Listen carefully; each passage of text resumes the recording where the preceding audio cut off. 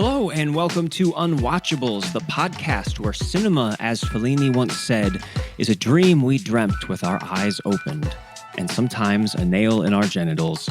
I am Marc Dottavio. I'm Seth Troyer. And today, for our 100th episode, we welcome back film critic Mike D'Angelo for two films about the agony and the ecstasy of the agony. These films are all about the pain of the self-inflicted kind, one fiction and one non-fiction look at the line between self-harm and self-care. They are Kirby Dick's heart-rending, stomach-churning 1997 documentary Sick, The Life and Death of Bob Flanagan's SUPERMASOCHIST, and Marina Devon's 2002 body horror/drama In My Skin.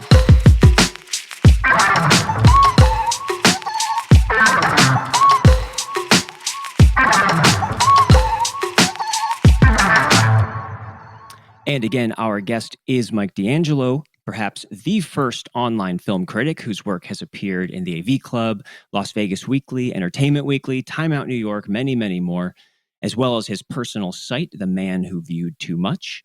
Now, all the action is on his Patreon page, where you can get full access to for as little as $1 a month. He first joined us on episode 23 for Gaspar Noé's Irreversible, and today he is with us for number 100. Mike, thank you for joining us for Unwatchables, 100 years, 100 laughs. Happy to be here, as always. I want to say right away, I was definitely not the first internet film critic. There were people years, because the internet goes back to, the 60s, technically. But there were people writing movie reviews on Usenet in the 80s before I even was online. So I might have been among the first notable internet film critics, but I was definitely not the first one. Okay, well, that's good to know. Maybe We're not having those guys on, though, I don't think. Okay. Yeah, are they still Yeah, that's true. Maybe the longest lasting. Yeah. I mean, I do have, it's kind of a weird little trivia point. My website, which I started originally in 1995, it started out on a friend's website. And then briefly it was hosted by NYU, but then I moved it to panics.com, which is where it still is. And it has to be one of the oldest continuously existing websites in the world, because number one, there just weren't that many. It was certainly among the first, 1% or less, like 0.1% of websites ever created. And then of the ones that were created back then, I can't imagine many of them are still around at the same URL today. So it's been in the same place for nearly 30 years now, which is pretty remarkable. Yeah, at some point, the private equity firms are going to find you and finally take that one away, too. Yeah, thankfully, I did not choose a URL that anybody cares about. It's not like pizza.com or whatever that somebody's going to I love pizza.com. Swoop in and claim. But okay, cool. Well, yeah, and your Patreon, I know is going nice and strong. I assume it's still showing growth at this point. Yeah, I'm very pleasantly surprised. I started it in 2018, and if you had told me it was still gaining new subscribers 7 years later, I would not have believed that was possible. So I would have thought it would have taken a huge nosedive by now, but it actually, is, it's not a lot of money, frankly, but by most people's standards, but it's enough for me to live on, and it does keep going very slowly upward rather than downward, which is awesome. So thank you to every one of you if you're listening to this. I always say thank you once a month in one of the posts, but I will say thank you again as a voice this time. I appreciate it so much. Aw. And so, yeah, you can find that. Just Google Mike D'Angelo Patreon or go to his Letterboxd page. You can find that. You definitely get a bang for your buck, literally buck, if that's all you want to do. But also, if you want to choose a different tier, you can, vote in polls to get him to review films that he sometimes does not want to review or watch. Probably not that often, but there have been a few. I do try to dissuade some of the ones that I don't want to watch in the hope that they will not win. What was the one that I just tried to stop people from having me watch again? Oh, it was Magnolia. Not that it would be that painful to watch Magnolia again. It's just that I know what I think of that movie. I saw it twice, once when it came out, obviously in theaters, and then again a few years later. and I reviewed it. At the time, my website already existed in '99, so somebody wanted me to take another look, and I can, but I don't really want to because it's going to be hard for me to say something that I didn't say previously. I've done it before.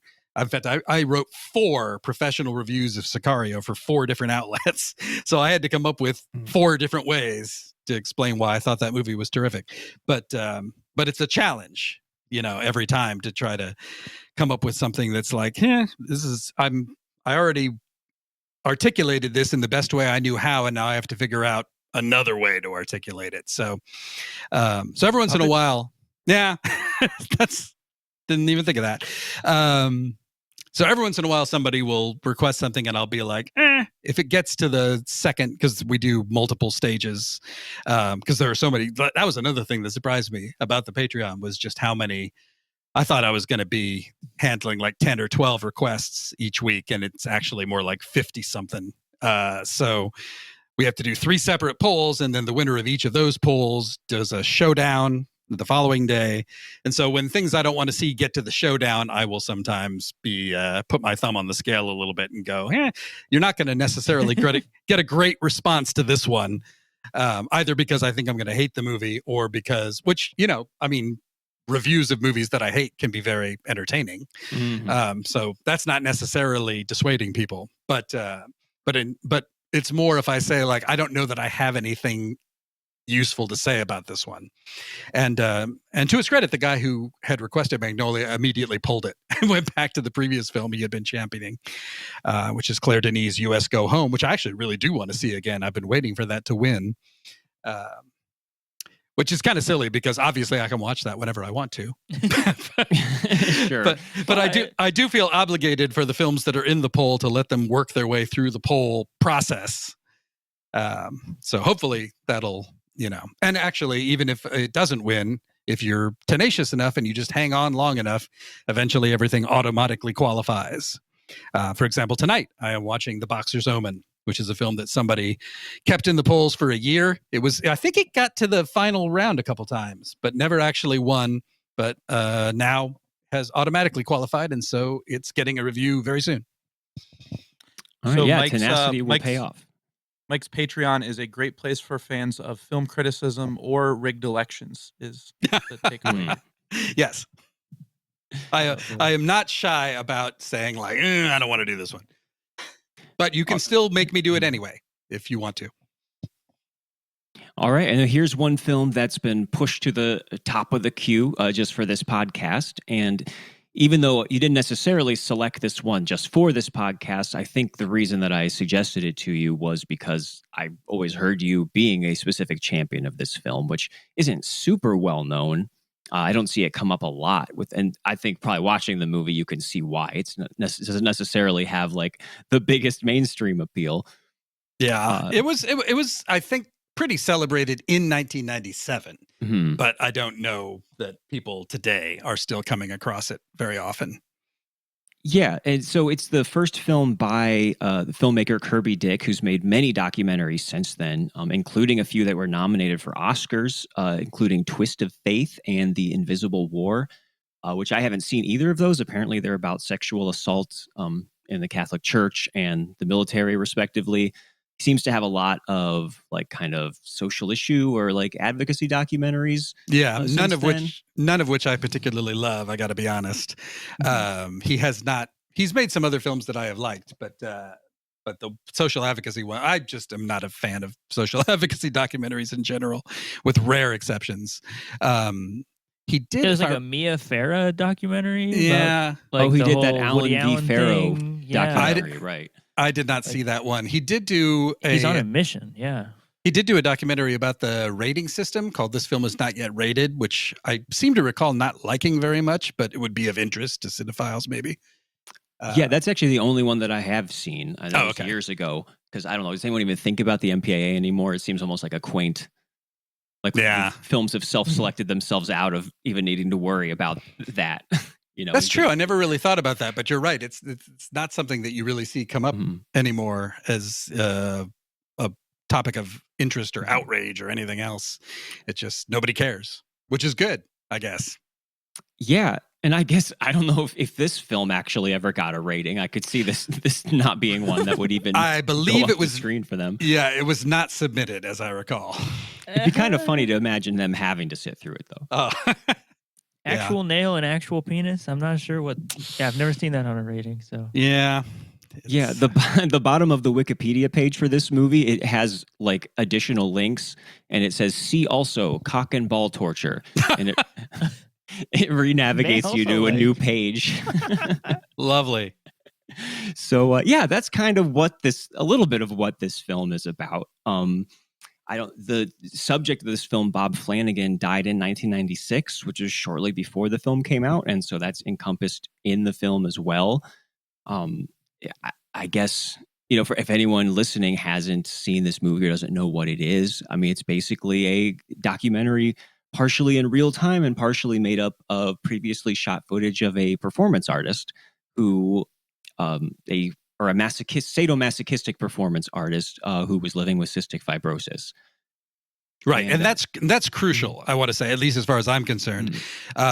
I should point out, for both of the films that we're going to talk about, this is not a subject that I am in any way into, especially Sick, which is about sexual sadomasochism mostly, which is not for me. Whatever kinks I have, they're not in that direction.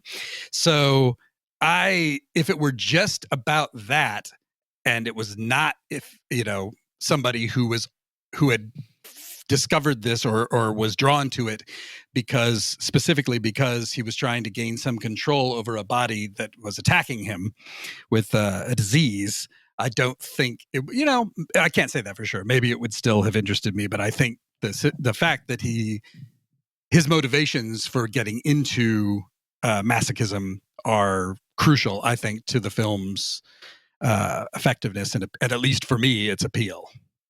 Yeah, on one hand, it has this like gonzo jackass appeal, like at least at first. And I'm sure, especially at the time before, like, I don't know, the internet proper, where you would just like go on 4chan and see a guy sticking needles in his penis or whatever, right? Like very easily and readily. Like it would be shocking just that is in a movie at all. But that is not the central sticking point. I think for most people, what keeps you there is what you realize after a while, that this is a like very intimate, and not just because of the sexuality, but intimate as in like we are getting to know the deep, dark parts of this person and the lovely parts of this person and his relationship with Sherry, his partner. They have this like sub-dom relationship, like master slave thing going on for decades and decades, and they make art out of it. They make it their whole life, and more than just getting their rocks off. I should correct you because it wasn't actually nearly as long as that. It was they met in 1989 and he died in 1996, so it was only about 7 years. Documentaries make everything seem so long. Yeah, but yeah, and that's another. I mean, that's why I kind of qualified myself when I started to say I would not have been interested in this if it had not been someone with cystic fibrosis. I don't know that that's true because Bob Flanagan is just a fascinating guy who you enjoy spending time with. Although it gets more difficult as time goes on. One thing that I did notice, and this was my fourth time, I think, watching the movie, although the most recent one was like 15 years ago, so it had been a while. But I did notice this time that it's called the subtitle is The Life and Death of Bob Flanagan, Supermasochist. And it kind of shifts from life to death about halfway through at a very specific point. The whole first half of the movie is very uplifting in its weird way, it's a perverse way, and is about, how, he suffered from childhood. They actually have amazing footage that he was actually on the Steve Allen show in the early 60s. That clip is wild. Yeah, couldn't believe that actually existed. Yeah. But the first half is basically demonstrating in a very positive way how he overcame this nightmare, that kills most people when they're quite young. He was, I'm pretty sure at the time, and maybe still, the oldest surviving person. with cystic fibrosis. He lived to be in his 40s, and almost nobody makes it that far. So it's kind of like Stephen Hawking, where it was just like, for whatever reason, this guy managed to keep going. But anyway, it's, the first half is very positive. And then at a certain point, they start bringing in footage that Sherry shot just personally, it was not intended to be in a movie. It was just their own personal, diary use, basically. And we start hearing him talk about being, miserable and how difficult the process is for him, and going in for constant hospitalizations and treatments. And it starts moving toward a sense of like how hard his life was. But you don't really start seeing that until the back half of the movie, which goes all the way up until his actual death, which is not filmed, but is actually, from what I understand, it was only not filmed because Kirby Dick was assured that Bob was going to hang on for another day, and then he didn't. So that kind of, that goes with what Seth was saying about this being so intimate. It's one of the most intimate documentaries I think I've ever seen. And, in one part, because literally, like, there's no part of his body you don't become intimately familiar with, like, by the end of this movie, for better or for worse. So on one level, obviously, you have all of that stuff, but those home movies that you talk about, like, are so raw and personal. And, even before the illness is really taking over, I think it's like his 42nd birthday, and he is just so depressed. And his girlfriend's kind of hounding him a little bit about it. And I would almost think that these parts are so personal, they almost would feel invasive, except that this whole project, his whole life's project, seems to be about exposing like every inch of himself, and sharing his pain. So it feels like even in that latter half of the movie, that it somehow is honoring his greater intention. No matter absolutely. how bad it gets. Yeah. And I give Sherry enormous credit for allowing them to show some of the footage that she shot, which frankly is not flattering to her. And she must have known that. Like she is like deliberately, or not deliberately, she aggressively tries to get him to be submissive and to engage in the kind of sort of S&M stuff that they had been doing. And he's too wiped out to do it, and tells her that. It's just like, I can't be that for you right now. And she won't accept it, which is really like painful to listen to, because you can see how like a shell of a man he is at that point, and yet she won't relent. And she must have known that looked terrible for her, and yet she allowed Dick to put it in the movie anyway. And I really, admire her for being that honest about their relationship.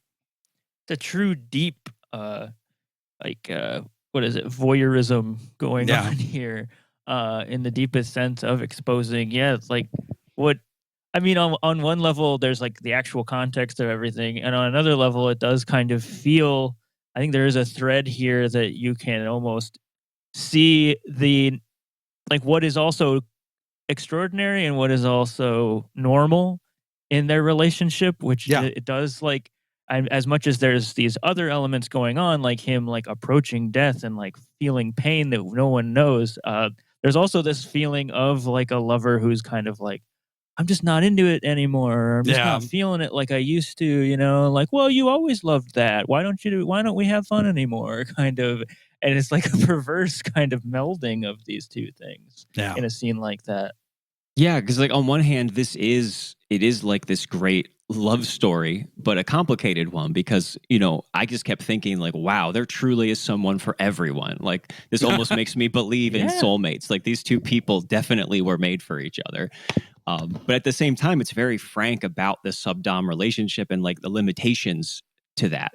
There's this really extraordinary moment later on in the movie where she is kind of yelling at him for not being submissive enough. And he just kind of has this, he looks at her with this like bewildered look and says something like, I'm not submissive to anybody. I love you. And it's like, oh yeah, this is still play, outside of an actual real human relationship. You can't necessarily always like live your entire life, set to a contract where he gives over, literally his free will to this other person. And I think she's almost as compelling a character as he is, because we get some time with her family, and she's very charismatic. And that's just like one layer to this. Did you guys pick up on this is the one thing that I would never have noticed previously, couldn't have noticed previously. But this time he talks at one point about an art project that he wants to do that is literally the Shrouds. It's exactly what the Shrouds is. Yes, we did clock that. Yeah, we literally said that while we were watching this. Like, we saw this movie. Because he wanted, that was the idea for the art project, was he wanted after he was dead, he wanted to stick a camera down so that people could watch him decompose, which is basically the plot of the Shrouds. It's not the plot of the Shrouds, it's the scenario of the Shrouds. And I was just like, oh my God, he was way ahead of the curve. Like, I think it's quite unlikely that Cronenberg saw this movie and, swiped that idea from Bob Flanagan. It's certainly something that people could come up with independently, but it's just amazing that was like, I'd seen this movie multiple times. It was just like, wow. Well, he definitely does fit into like the world of Cronenberg, or in particular this time period of like lots of dark post-punk kind of art. He also is like a musician and a poet. And that's kind of highlighted here. He almost has like I know he was like in the Beyond Baroque scene, which was like a whole like transgressive poetry kind of scene and whatnot. And he's in the 9 Inch Nails video. He's in a 9 Inch Nails video. So he like does fit in this like weird niche. He's like an evil, what is it? What's his name from the Modern Lovers? He reminded me of the Jonathan Richman guy. Jonathan Richman. He's like an evil Jonathan Richman with he's a kind of doing a Bob Dylan impression a lot of the time, right? Yeah, and it actually is kind of good. It's like, it actually is pretty funny. I had actually forgotten if you were around in the 90s, the Happiness and Slavery 9 Inch Nails video was a big sort of cause celeb because of how graphic it was. And so it was banned like almost everywhere, and it was very difficult to see because there wasn't YouTube yet. So it was kind of like passed around on VHSs, bootlegs. And so I actually, when I saw Sick originally in 97, it was like, oh, it's the guy from the Happiness and Slavery video. And then over the years, because I love the movie so much and have seen it multiple times, I tend to forget until I rewatch the movie that was his first sort of claim to fame. But yeah, it's a fucked up video if you've never seen it. It is actually. I checked to see if it was on YouTube currently, and it actually has been in the same place for 14 years apparently. So nobody's taken it down. So you can watch it. The following year, he also appeared in a Danzig video. That one I've never seen. The song's called "It's Coming Down," and it's kind of the same idea. It's like just sort of black and white shots of the band playing, like intercut with Bob like doing stuff to his genitals, and right. He actually does the exact close-up nail through the penis trick in that video, with the whole blood dropping onto the camera lens after and everything. And I wondered if it was even like the same footage from that they used in the doc. But yeah, how many times can you do that? I didn't want to really side by side watch him to confirm one way or the other, but I love calling it a trick. Maybe he did it twice. I suspect he did that quite a number of times, which is hard to stomach. But I gotta say, though, and I always forget this until I rewatch the film. I mean, that scene is hard to watch. Some of the stuff that's in the autopsy video, as it's called, like he gets a really large like metal ball shoved up his ass, which you don't see. The angle is such that it's mostly off camera, but still. Oh, but you feel it. Yeah. It's impressive. The imagination steps in. Right. But the thing is, there is at one point a montage of just like still photographs that most of that montage looks so much worse than anything that we actually see happen in this movie, including him driving a nail through the head of his penis, which is not fun for me, at least, to sit through. But I would rather watch that than I think a lot of what else happens to him that we don't see, but we just see like split second glimpses of through this photo montage. And yeah, the amount of punishment that he voluntarily took is, see, I don't understand that mindset at all. I would never, ever want to be hurt in that way.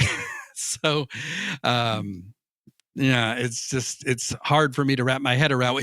His own brother says that actually at one point where they interview his brother, and he's just like, I don't get it, but I accept feel it. like, I don't know, even folks that are into like, burn me with wax and things, and like masochists like proper, he is a particular case, right? That is, the way he frames it, and it's hard to know exactly where the line is or what is like real about his whole situation or not real or something he just says. But like, his disease is apparently what feeds into his relationship to pain that is so unique.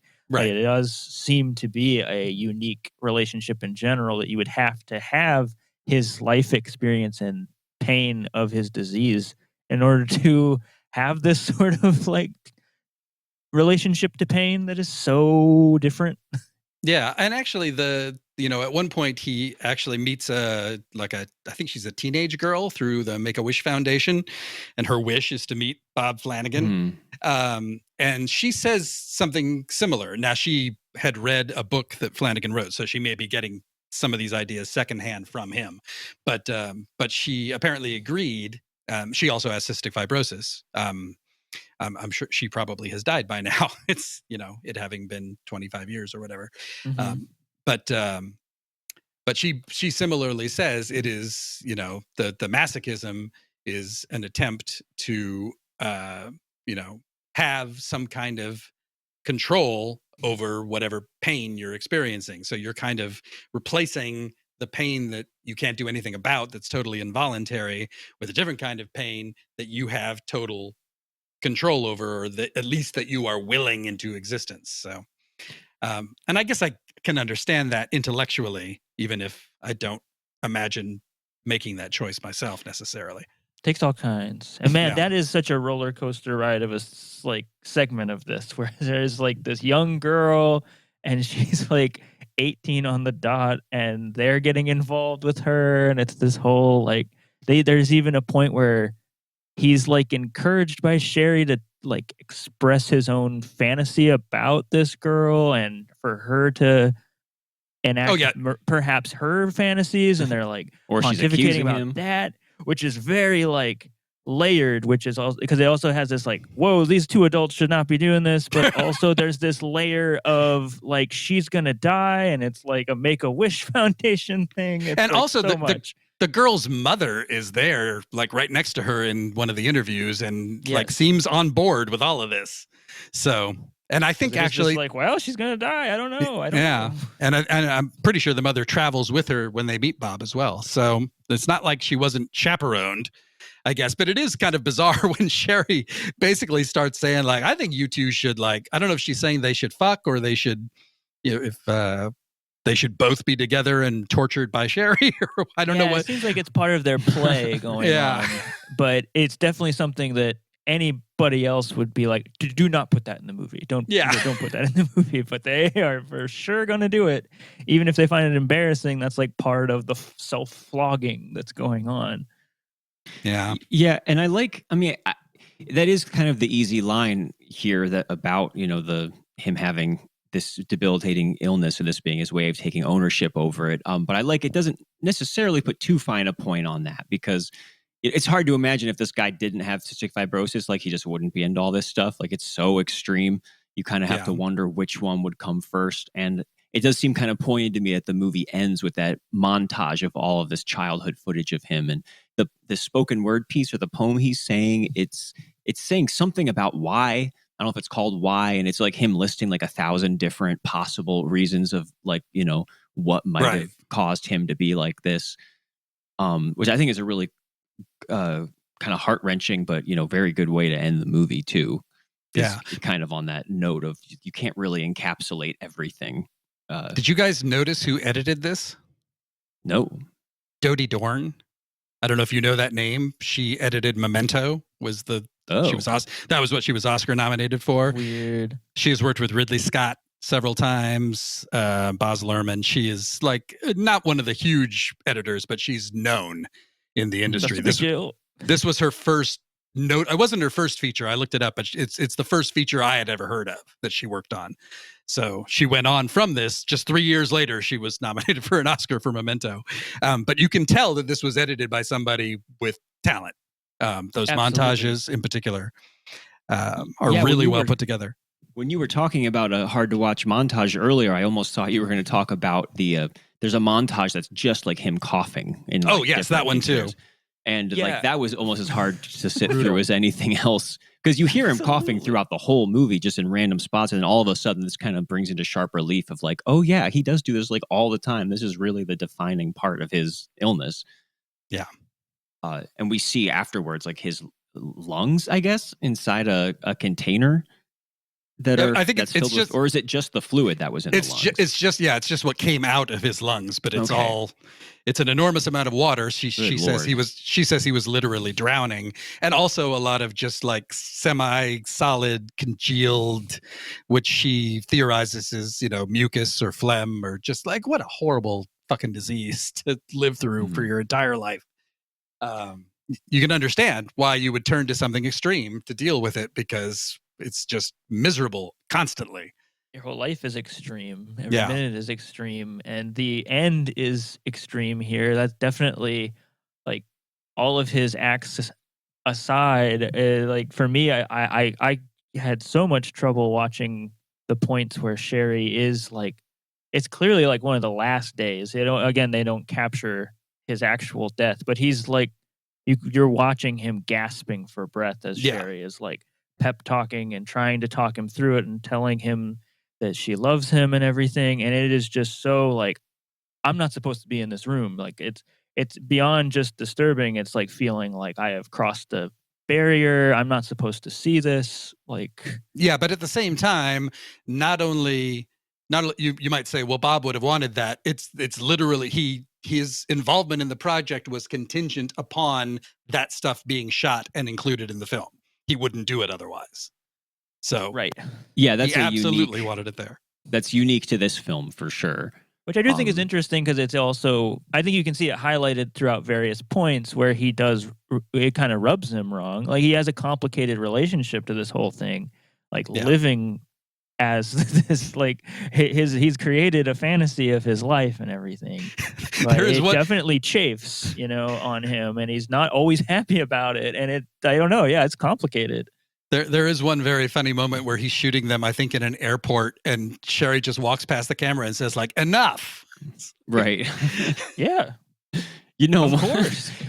One of the funniest, there's a lot of comedy in this that is his own comedy, the parody songs and the short films and the fuck journal that he reads from.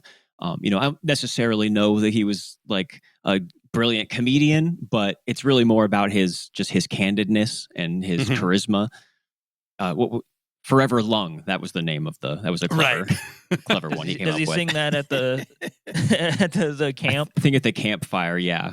Of course, because he's a counselor. It's funny that he's always invited to all these events with kids, but it's because there's nobody like his age who is still alive with this thing. So it makes sense, but they're like, does it have to be this guy?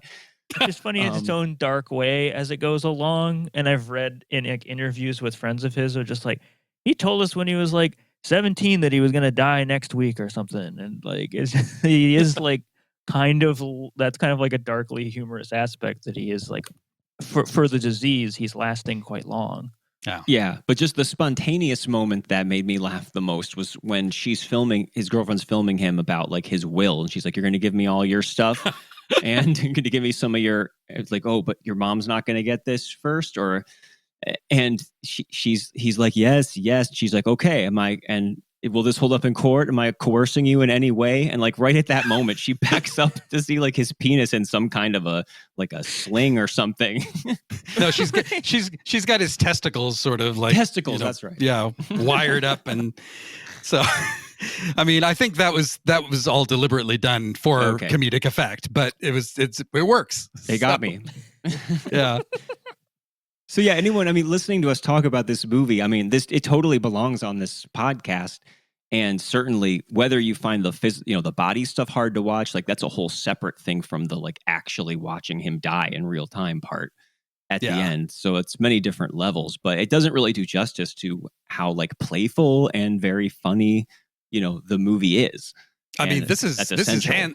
hands down one of the best documentaries I've ever seen. Like I'm not a big documentary guy in general, but this, it's I think I rated it 85, which is pretty high for me, and have almost nothing but good things to say about it. Really, I find it extraordinary. It to some extent, that's just a matter of Kirby Dick having found the ideal subject. I think possibly anyone making a film about the guy would have come up with a winner. Although, again, the specific filmmaking here, including the editing by Dodi Dorn, is quite impressive. But yeah, it's the fact that Kirby Dick has not even come close to making another film this good in the 25 years plus since is just an indication of how much as is true of a lot of documentary filmmaking, it's a matter of just kind of finding the right subject, and that's a matter of both luck and perspicacity, I guess. Yeah, because I'm usually my favorite documentaries are like the more experimental kinds, and the other ones seem to rely so much on just like you could never have planned for either something so like crazy unfolding in real time in front of you, or just running into somebody like this. And I guess that's the category that this falls into. But I totally agree. This is definitely one of the best documentaries I've seen. I mean, it really like rattled me. Like this is a really like moving and beautiful and heartbreaking movie. And there's like geysers of penis blood coming at you. It's oh my God. I do have to. Feels perfect for the podcast. I do have to steel myself to watch it every time, as is also true of the next film we're going to talk about, In My Skin. They're hard to sit through. Actually, the Irreversible, which we talked about before, is also another one where I'm like, okay. Have you guys done Audition on the podcast? Yes. Okay, so that's another one where I haven't watched that one in a while. But if I were going to sit down and watch it tonight, it would be like, okay, I guess we're doing this. Because the end of that movie is very hard for me to sit through, but totally worth it, I would say. Unless you have such a squeamishness level that you worry that you might like faint if you see a nail go into someone's glands, then maybe give it a pass. But otherwise, I would encourage people to check this out. It was on some streaming service. Where did I ended up watching my DVD, but I think it was on something called Fossum, if I remember correctly. I think it's just on YouTube too, like on regular free YouTube. Somebody has it posted, which who knows how long that'll last, but I think it's been up for a while.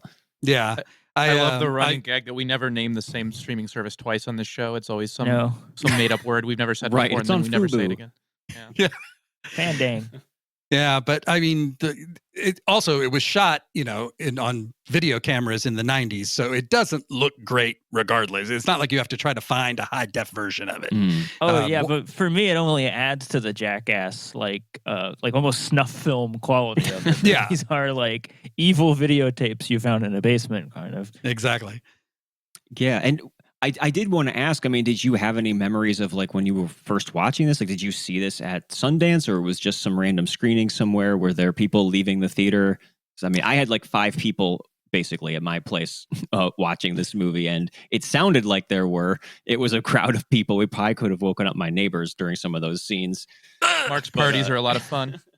So I don't remember walkouts for this one. I saw this the first time it was in New Directors, New Films. So I would have seen it at the Museum of Modern Art, believe it or not. And yeah, I don't remember there being, I certainly there were, people going like, there were, you could hear people wince, or groan, I guess. But I don't remember mass walkouts on this one, surprisingly. People seemed to know what they were in for. I think there was scuttlebutt about the hammer and nail scene. I will say also, by the way, just for people who are like, can I endure this? The hammering the nail through the penis part number one, I would say is not the hardest part for me to watch in the film. And part of that is because he does it kind of semi-comedically. So you don't hear what's happening. He plays a funny song about hammering some song. I can't remember the name, but it involves a hammer. It's not If I Had a Hammer, which I think is what he actually used to sing when he did it on stage. It's not Hammer Time, but there's music playing over it, so you're still seeing what happens, but you're not hearing any cries of pain that he emits, and you're being bombarded by, a disjunctive comic effect, and so that helps. It's actually not bad for me until he takes the nail out at the end, then suddenly there's a geyser of blood falling onto the camera lens. That's a little. Ugh. Yeah. I got to say, real quick for me personally, since Seth has mentioned Jackass a couple times, watching Bob Flanagan drive a nail through his penis and into a wooden board, and even when you factor in the blood geyser at the end, I actually still, that for me rates slightly below watching the Jackass guys give themselves paper cuts between their toes. I can barely even say that out loud sitting here talking about it right now. I'd watch this again any day before that particular scene. Yeah, but the Jackass movies, they don't make you cry. Right. They don't get to pull the heartstrings like this one. They don't. I mean, this movie should be. I mean, I stub my toe or something, and I'm like, oh, am I okay? Am I gonna need to And then watching something like this, just he does these things to himself. I guess I can do all sorts of. I can handle all sorts of things that I don't think I can handle. Right? It's kind of inspiring in a way. Not that I'm gonna go out and jump on a bed of nails or something, but.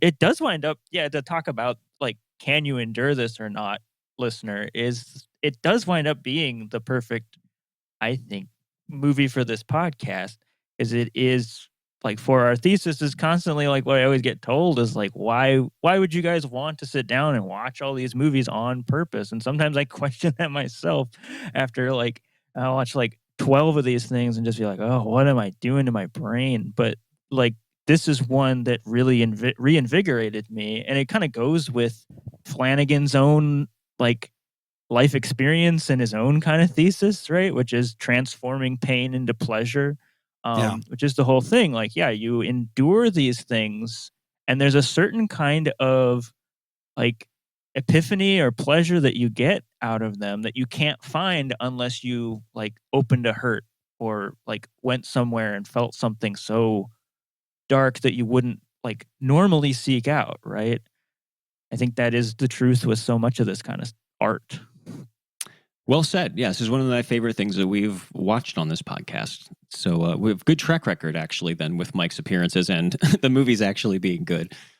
So, but if we are going to move on here to a film that perhaps Bob Flanagan would have loved had he lived to see it. Yeah, wow. Maybe that would be a way to dive here into In My Skin from 2002 by Marina Devon, who I did not realize is also the star of this film. She wrote, directed, and stars in this. Indeed. And I don't know that it would have worked as well with any other actor in that part, actually. But we can talk about that in a moment. Sure. And I keep seeing this classified as part of the new French extremity horror wave. And I don't know, this isn't, I guess horror is kind of a nebulous genre, but it doesn't seem to strike me that way. I mean, it's horrific, but so is sick. I don't know. It feels more like this is a psychological drama or something, or is it unclassifiable? Film, yeah. I mean, it has elements of body horror in it, certainly. So I don't know that I would argue with somebody who wanted to classify it that way, but it's not horror. It's not horror in the sense of it's not trying to scare you. Certainly, it is trying to disturb you. But I guess that's also true of various thrillers and dramas and so forth.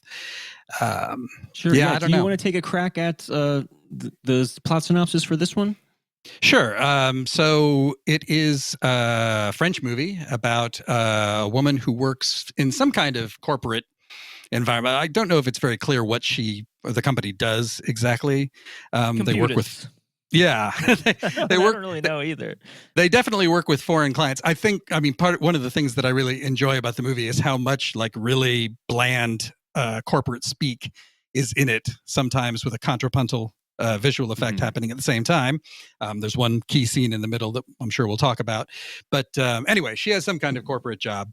And a boyfriend who's about to move in with her, played by the always annoying to me, Laurent Lucas. And but he's fine here for the part that he's playing. I don't enjoy him usually when he's the lead of a movie, which I don't really see him around anymore. He was more prevalent back then. This movie was made in 2002, released in the United States a year later. To my surprise, I actually saw this movie originally at the Walter Reed in New York. It was in a series called Rendezvous with French Cinema Today, which was their annual, here are the new French movies that are of interest. And it didn't have a U.S. distributor, and I was so excited by it. And at the time, in 2003, there was no guarantee if something didn't have a U.S. distributor. You didn't know if you were ever going to get another chance to see it, really. Because, if it didn't come out on DVD, and why would it, then, I don't think Cara Garga existed yet at that point. There was certainly no streaming yet. So I immediately went and saw the screening the following day. I saw it 2 days in a row just to make sure that I would have another chance, because I didn't know if I would have one. And then it turned out it got released later that same year. Anyway, so her name you're a is... real boy. sicko. You went and saw it twice. Yeah. I watched it for the 5th time last night, actually. Because the last time I saw it was not that long ago. It was like That's 2 more or 3 times years than ago. Magnolia, twice as many times. Yeah. I was happy to watch it again because Severin just put out a really nice looking Blu-ray.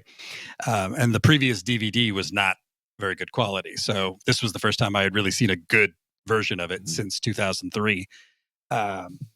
So if people are interested in this after we've talked about it, there's a really nice looking Blu-ray you can get. So the protagonist's name, I'm just going to call her Esther. Technically, it would be Esther, but I feel very pretentious saying that over and over. Thank you. Yeah. So Esther is just kind of an ordinary woman, although, as I will say, she has kind of a feral appearance, I would say. Marina Devon does. She kind of looks inherently vampiric to me. Something about her, she has a big overbite, I think.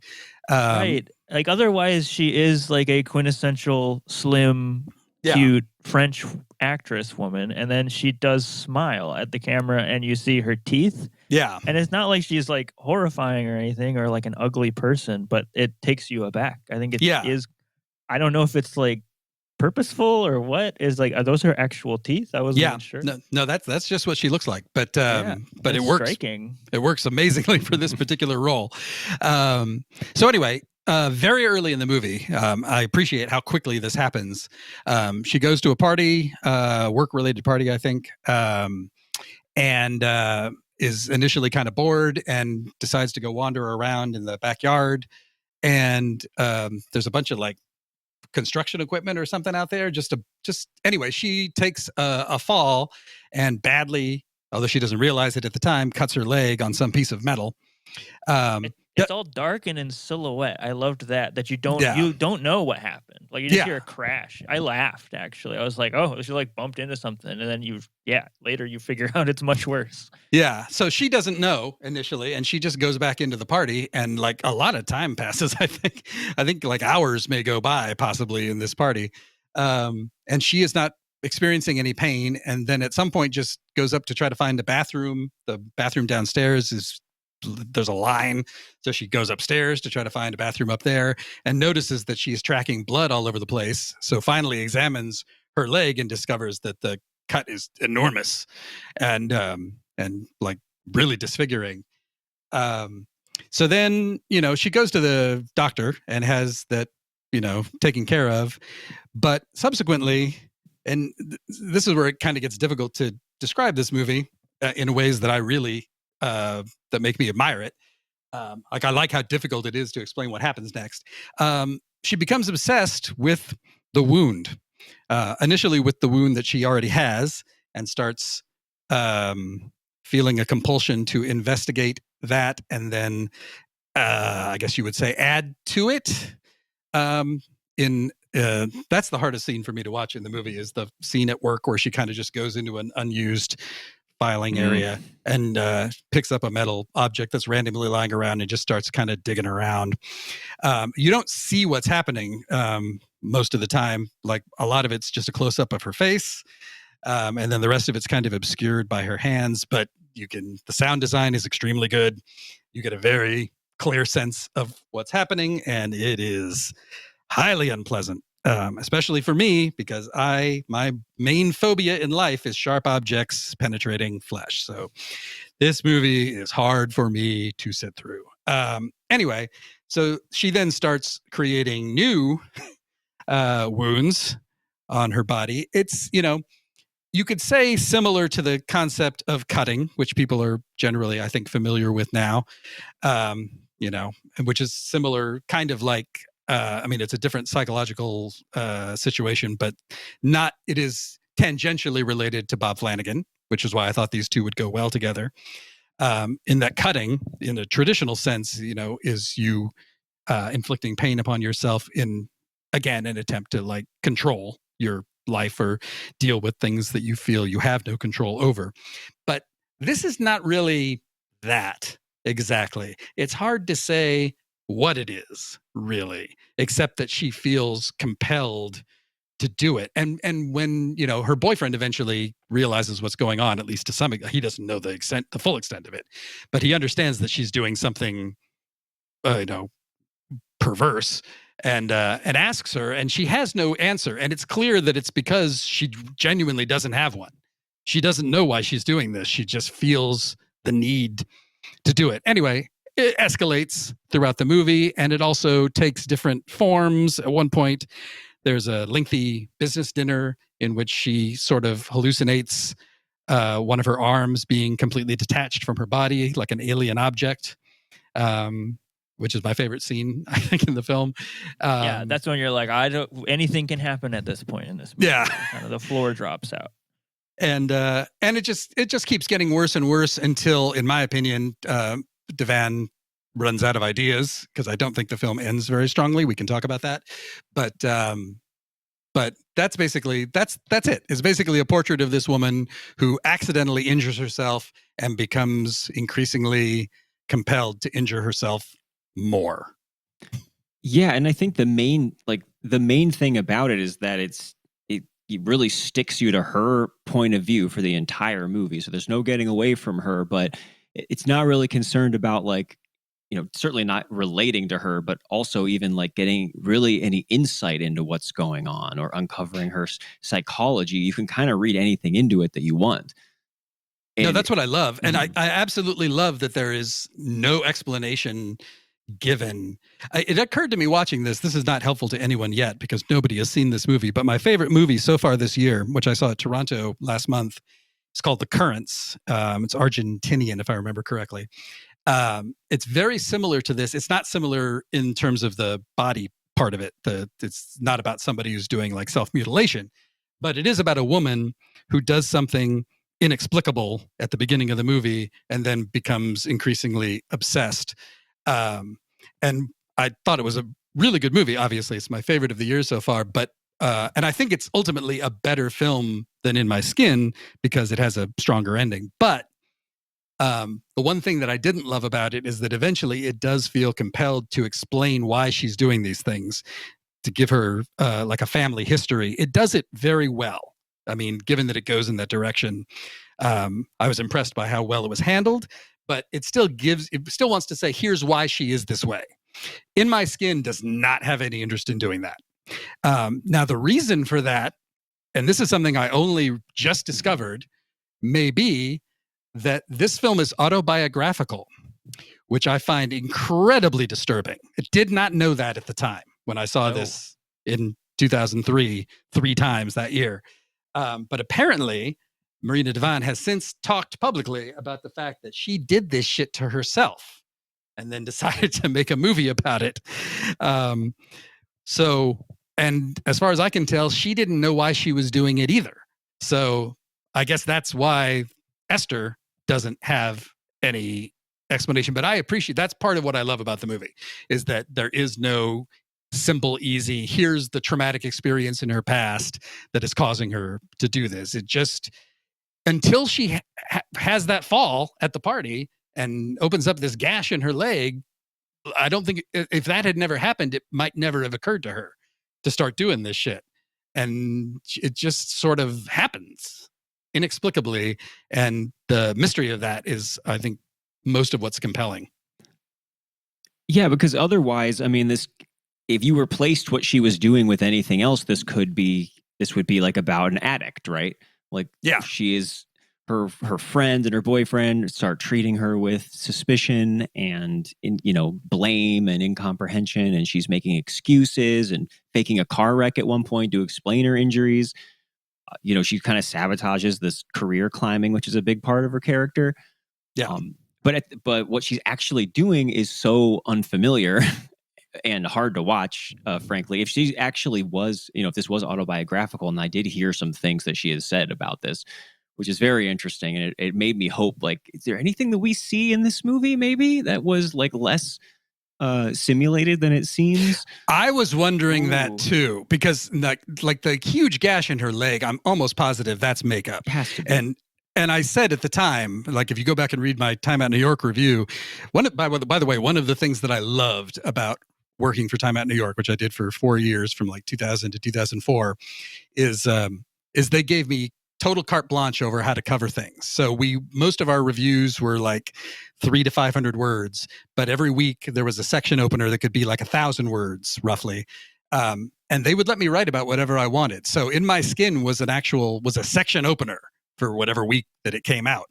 And I was able to write like 1,000 words on that, which I'm really grateful in hindsight that they were willing to let me do that and ignore whatever. I know I'd have to look it up to see what huge movie opened that same week that I just was like, who cares?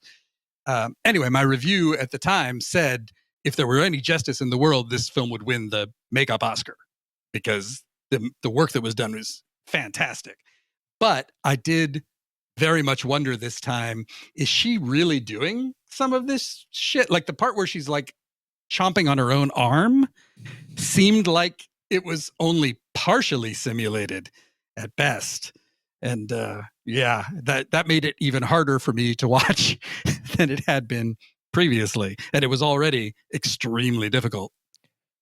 I don't know. I mean, the fact that it's personal does open up a whole new feeling that I have for this movie. I didn't realize that. But I definitely, like, regardless of even if there is some underlying thing that is unlocked, right, it does wind up reminding me, at least, like, if they put that in here, would I be convinced of it? Which is kind of this whole kind of, sometimes it's helpful, sometimes it's not actually. It's just like you create a monster to throw something at if you track the center of your problem, right? Like why you do what you do.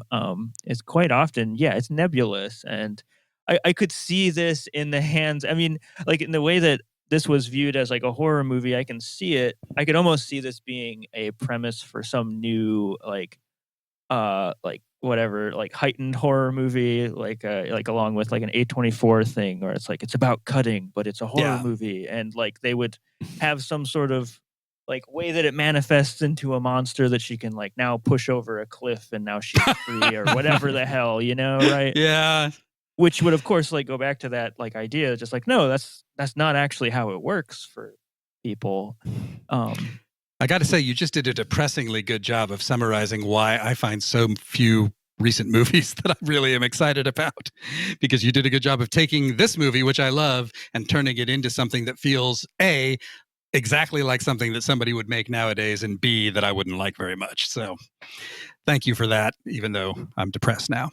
No, yeah. And I mean, I guess this could take us into the ending of the movie. You said, like, you were kind of like, that's one of your problems with it.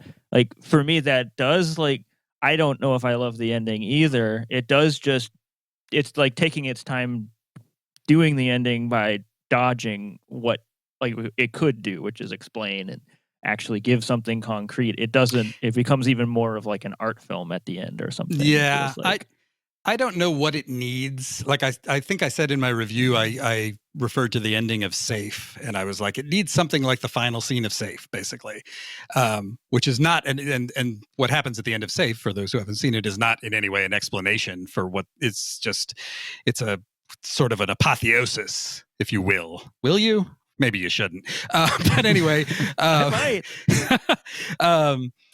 It kind of summarizes the whole film in a single line of dialogue that gets repeated and an image. And I feel like that's what In My Skin needed and doesn't really have exactly. When I say I don't think the ending is very strong, I like the sort of, I guess you would call it climactic session or whatever, where it returns. There's some interesting split screen during the opening credits, and it returns to a split screen, which I think is Devan handles very well in terms of what we see and what we don't see. And then that sound design, like it's always what's happening outside. It sounds like. Yeah. Yeah, you're hearing a lot of like construction noise through I think it's the hotel windows, or maybe she rents an apartment. I'm not sure exactly, but she's found a place away from her boyfriend, who is extremely suspicious, and rightly so by this point. And she's also like split up with her best friend, played by Leah Drucker, who recently was the star of Last Summer. Oh, right. Catherine Breillat. So I had forgotten that she was in this. I was like, oh yeah. Anyway, so I have no problem with that whole split screen section, although it ends a little, to my taste, pretentiously, with a lot of like looking directly into the camera. I don't think she's supposed to be looking. It's more like she's looking into a mirror almost, except we don't see a mirror. But I think that's supposed to be self-curiosity, basically. But anyway, the effect is that she's looking into the camera while extremely bloodied. And I don't know, at one point she kind of pops her head out and then hides behind something and then pops her head out again. I don't love that part. And then the very last shot is actually a repeated shot that does this sort of like circular camera move and then dissolves into the beginning of that shot and then basically does it over and over again. And that just doesn't have it doesn't signify anything much to me. It just feels like she couldn't think of anything better. And so she did that. Which is, by the way, is my complaint about people who end their movies with having the character suddenly look into the camera for the first time in the movie, which I fucking hate now, and seems to be the go-to. I don't know how to end this movie, so I'll just have the protagonist. Or Back at Magnolia. Yeah, actually, that's one of the first times I remember seeing that, apart from 400 Blows, and it's one of the few times that I think it's okay. I don't mind it in Magnolia. I agree. Part of it is that he has her look at the camera at an exact moment in the song that's playing. I forget which Amy Band song is playing during the end. Yeah, it's sick. Yeah, Save Me. Yeah, Save Me. So he has her do that look at a precise moment in Save Me, and he clearly synced it that way. So that part of it I like. But it has become an epidemic, and I have put my foot down and said, please stop doing this. Yeah, I think that, like, on one hand, it's essential that we're denied that deeper explanation. But there is maybe a limit kind of built into that. Like, I do feel like the movie peaks with that client dinner, which is so good because it goes on so long, and the guy who's like leading the dinner just will not shut up. He just keeps talking and talking, and she is going through so many different like gradations of hallucinating and maiming herself and everything. That whole sequence is so like, it's very darkly funny and absurd and relatable. Like, outside of like, if you have struggled with self-harm or whatever, everyone has been in those situations where you're just like, I cannot be here. I can't. Like, I don't want to hear another word of this conversation. Another word. Like, I can't. Yeah. Like, you're lost, and you're not actually there. Yeah. And at the same time, you're feeling the humiliation for her, like the awkwardness from everybody else. Like, I think people are starting to notice you have not said anything for about 30 minutes. Yeah. I very ambitiously brought that scene to a once annual movie clip party that a friend of mine used to throw. We've only done one in the last like 10 years, but for a while he was doing it every year. And so I brought that scene and showed it to a bunch of people who had never seen the movie and did not know what to expect. And it didn't go great, I gotta say. They did not know. If you remove it from the context of that movie, people are just like, what the hell am I watching? Yeah, well, But- in context, it works great. Yeah. And but I See, guess I would argue. Yeah, I don't know. Like that Okay. was my thing about that. That felt like a short film on its own, and like it could. I thought totally so would, at the time. Yeah, like what I just said. It like immediately is in my head of just like I don't even need to know like who she is or what this job is. Like we still don't know what her job is, and it doesn't matter at that point. Like that could be Yeah. isolated. I totally agree. I think it might just be this is a crowd of people who are not, necessarily cinephiles and who aren't necessarily expecting to see like violence, that kind of violence in these clips, which are mostly funny or musical or anyway. I had a similar reaction when I brought a scene from Chopper, the movie that made Eric Bana kind of famous, which is a scene in which he gets stabbed again and again and kind of doesn't react to the fact that somebody keeps stabbing him. And it is very darkly funny, but it was this crowd was not ready for somebody to keep getting stabbed in the chest over and over and over again. It's Mike's turn again. Uh-oh. Yeah. So yeah, that's definitely like the highlight of the movie for me. And I do feel that at some point after that, it's just like the cycle just keeps continuing. Of her, because she has a little binge, I guess you could call it, in the hotel afterwards. Right. And then she fakes the car wreck and, there's more of her boyfriend getting mad at her. And so, yeah, I agree that I kept trying to think of like some way there could have been, at least at some point after that, some kind of other wrinkle or progression, whether it's with the relationship with somebody else or even her own self-acceptance. What you said about safe, I think, makes a lot of sense too. So it does feel like it kind of plateaus for me a little bit there. That's before the ending. That's basically the issue that I've always had with it, which is why this is kind of hilarious, which is why it's not on my 2002 top 10 list, even though it has a 74 rating, which today would get you at like number 3 on my top 10 list for like this year. But 2002 is so packed that it's like number 16 or something like that. Didn't quite get there. But that has always been, and every time I watch it, I'm like, maybe this time the ending will work for me, and it never does. I always feel like it just doesn't, it really just feels like she ran out of ideas at a certain point and could not figure out how to end it and did the best she could. And it doesn't, I still think it's better than most films. I still like it a lot. But it feels like it could have been great, and it just falls short in the end there. Maybe on the 6th try. Yeah. I'm sure I will see it again at some point. I mean, that's why I have this entire wall full of Blu-rays and DVDs. Although I don't watch them as frequently as I should. And did she? I mean, it's just outside of maybe running out of ideas with this movie. Have you seen any other films by this director? I have. A few years later, she made a film that I think was called Don't Look Back, if I remember correctly. And that was at Cannes. It wasn't in competition at Cannes, but I saw it at Cannes for sure and didn't like it very much. And then I saw another film that she made, I think about 2011, that was called Hop O' My Thumb, which I think is a fable of some sort, if I remember correctly.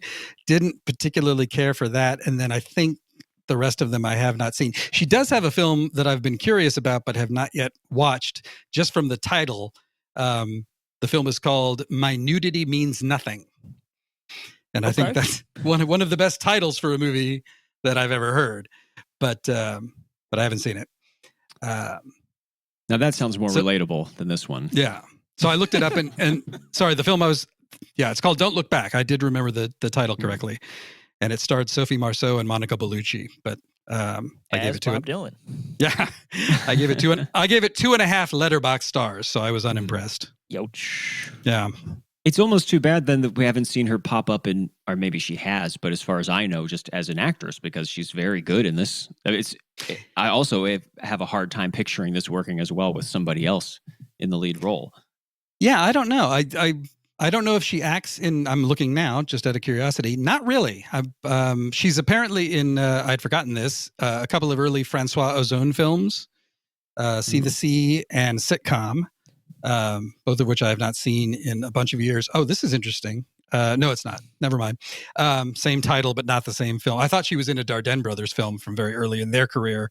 because the film is called Je pense à vous, which the Dardennes made a film by that title, but this is a different film made by somebody else. It just has the same title. So she's only got like 10 acting credits, and a bunch of those are fairly obscure. So yeah, I don't know. I don't have an answer for why people are not calling her up and saying, "Be in my movie." Maybe she doesn't want to. Yeah, maybe it's just into the filmmaking part now. Although it looks like she hasn't made a movie since 2012. So yeah, I don't know. I wonder that about a lot of people, where I see one movie that's, really good, and then like, oh gosh, they haven't made a movie in 10, 15 years. I wonder what they're doing with their time. My nudity means nothing is from 2019, so that's somewhat recent. It must just not be on Wikipedia then. Okay. Yeah. Yeah. I don't know. Maybe I'll tip my hand here and I can get some rebuttals. But Mike, this was challenging. This was a rough one. Mike almost broke me with this one, I think. Really? As much as you reaffirmed my being on the podcast with Sick, this one is back to me kind of questioning. Oh man, I don't know. I think my main problem with it was, and it was that it was. I really actually liked the middle montage at the dinner party, because it felt like this, like it was kind of transcending its skeleton of having to be a normal movie and have to have these, like, she has a job and she has a boyfriend and like we have to establish that. And then even the ending, as nebulous as it was, it's kind of went back to that freeform, more arty kind of place, like Droney or something. I almost wish it would have just been a like long short film or something, because I don't know, I find this with like books that I read and movies that I see sometimes, where I am just like either like like I just feel like it didn't need to be a normal movie. Like it feels like it had to do its job or whatever to be like a full 2-hour movie. And like it's not 2 hours or whatever. It's like 90 minutes. Maybe it felt that way, to you. It did feel that way for me. And not like, funnily enough, not necessarily because of the disturbing content. I found like the beginning to be just kind of drudgery for me, at least the comparison of just like interesting. I don't know. I just wanted to set it free. I just wanted to set her free and just be whacked out and weird the whole time or something. I mean, on the one hand, I kind of see what you're saying in terms of that it does have a conventional framework that it's working within, which is fairly bland, I think, intentionally to make the extremity more extreme by contrast. But I would also but I would also say she falls down and gets that cut like 5 minutes into the movie at most. It's like it happens almost immediately. It starts getting into the sick shit. It's not like you have to wait like 20 minutes for a plot to start. It doesn't give you tons of setup that's just tedious to sit through, I don't think. No, that's true. I think it's just like the whiplash, like back and forth kind of like, which I think could probably be the thing that works for somebody, is the whiplash of like, now it's a very normal scene. Now it's back to her like gnawing on a piece of skin that fell off. Right. Well, I mean, I guess I would argue that there's a certain amount of the latter even in the former beyond after she falls down. Like most of the scenes that have some kind of conventional aspect to it, either you're aware that she's distracted by thoughts of wanting to harm herself, or there are visible signs of the fact that she's harming herself, like her, leg is wrapped up in bandages and so forth. I don't think the film ever goes more than a couple minutes without reminding you of the fucked up aspect. So I just disagree, I want to say. That's fine. If that's allowed. Oh man. No, that's not allowed on this. That's not why we have these discussions. Well, it sounds like I'm disagreeing with both of you, so I am also sinning. So, well, I will say this when this film came out in 2003, it was divisive amongst my peer group. There were a bunch of us who thought it was terrific, and there were a bunch of people I know whose taste I respect who were not impressed. And in fact, a guy I know like Steve Carlson, who is super into like everything fucked up that you can imagine, is very sort of on this movie for some reason. I haven't asked him why, and he doesn't have anything written down on Letterboxd. But so you're not alone, I would say. Yeah. So is this an unwatch for you, Seth? Is this? No, it teetered on the edge, but maybe it's cheating because like I had so much fun with it. The conversation is so nice about it. It's like it is definitely one to talk about with people afterwards about how like air my grievances and like hear what other people see in it that I can't see is worthwhile. So I'm sorry, is the format of this podcast that you guys pronounce a verdict at the end? Is that how it works? Yeah. Yes. Though sometimes we It's like skip a little over that piece when of it's flesh obvious that is we my all love it. unwatchable. It's dangling by a little piece of flesh. Like it's just still watching it, not unwatching it. I have a question. I looked through your back catalog, and I have a question about why one of the movies that you have talked about would be considered unwatchable in any way. It's confusing to me. So why did you do the 5,000 Fingers of Dr. T? That movie is fucking awesome. Well, we both agree. Okay. But there are lots of people that hate that, and it was really as you probably have seen on like Wikipedia, it was like hated when it came out. It was like a huge like kids don't want to see this. This is like I remember that gray nightmare. That was a point of contention when we did that episode. That was actually pitched to us by a fan. And we did that as a live episode at a local theater here in Akron. So we had like an audience and made little hats and stickers and stuff. So it was a cool event. But yeah, I think that might be the only one we ever talked about. Like that was kind of a stretch, right? We were going easy on them. Well, we do. Sometimes these are contentious. What we include, because that is exactly what I said when that first came up for that idea. And there were other films where I kind of felt that way too, and then I kind of slowly came around. So we've been trying to cast like a wider net about different things. We certainly, something being good or not doesn't really have to factor into it. That's a good point. I didn't really mean just that it's so fucking awesome, because right. But it's like delightful. It's like exactly joyous. Yeah, I totally agree. It is hard for me to understand somebody watching 5,000 Fingers of Dr. T and going like, "Oh, I couldn't even sit through that." Like, what? It had a practical joy. It had a practical benefit of I think it endeared us to our local indie theater that we weren't in our very first live show, putting a bunch of blood. Yeah, like they showed the actual cum and movie. shit on the screen, so that helped. That reminds me of I saw Bonello's House of Pleasures or House of Tolerance, whichever you prefer.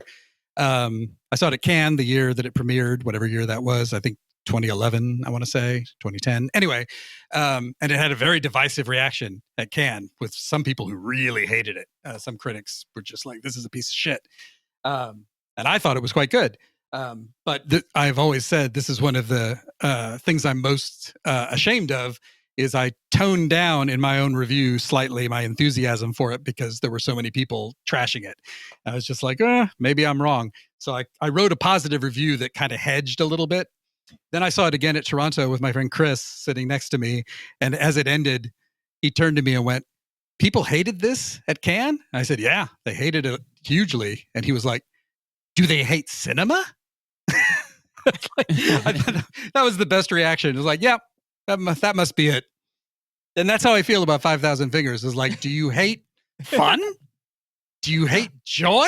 I don't understand. I agree, but they're out there, and even at the showing, there were people that were like, "I really did not like that." Or like, that's true. That surprised people me. that like musicals or something, and they found it to be a lackluster musical in the context of musicals or something, and not maybe seeing what I enjoy in it, which is like that outrageous, like I can't believe this happened kind of aspect of it, X Factor weirdness.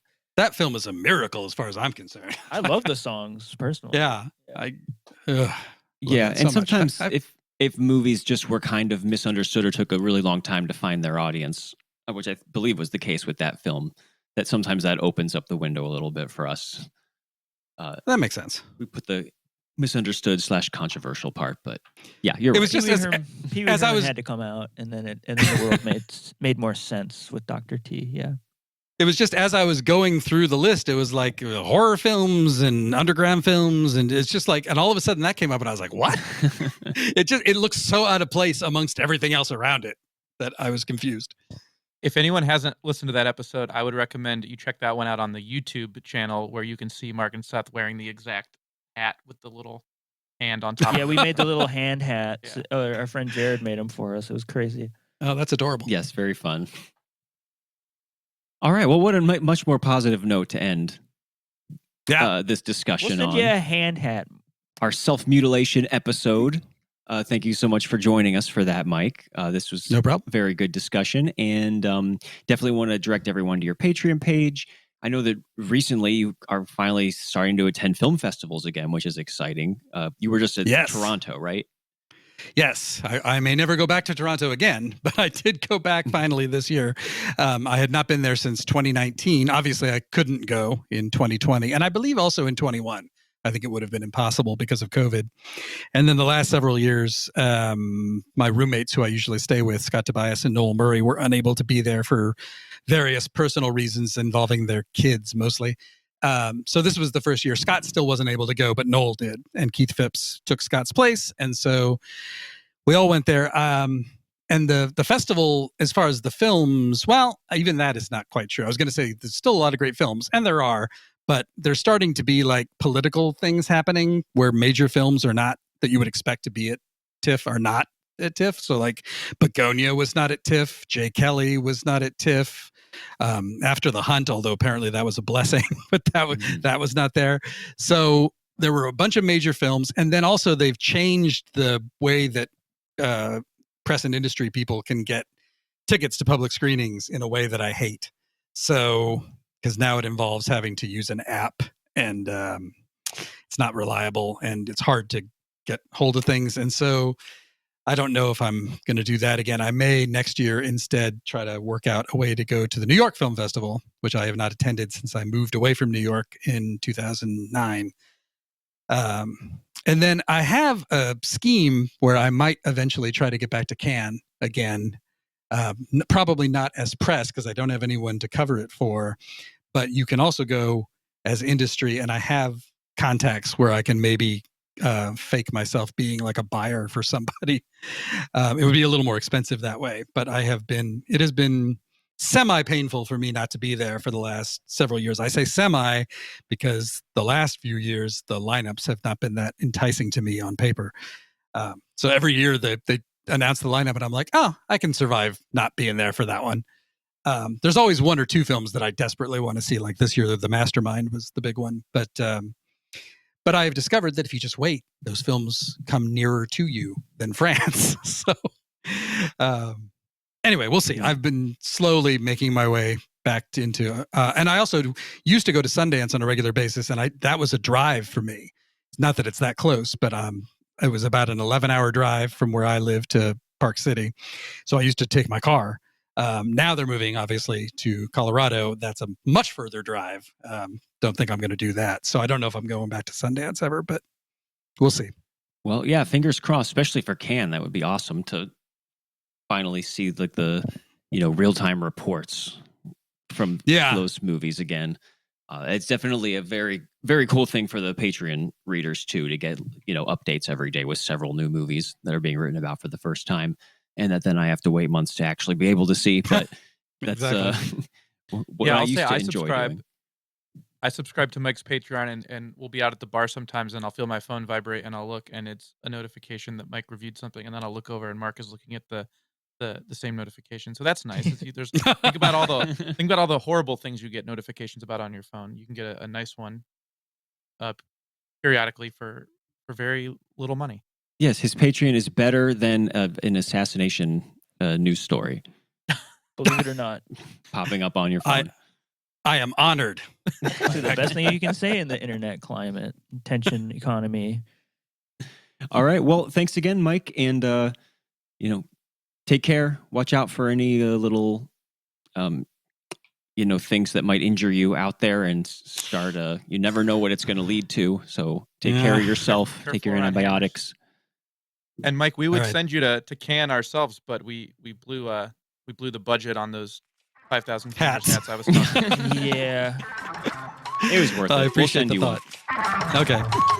Thanks a lot, guys.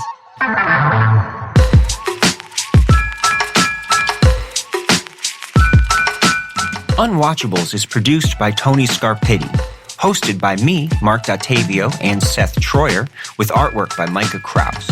You can find Seth and I on Letterboxd under Marc Dottavio and Sloth Troyer.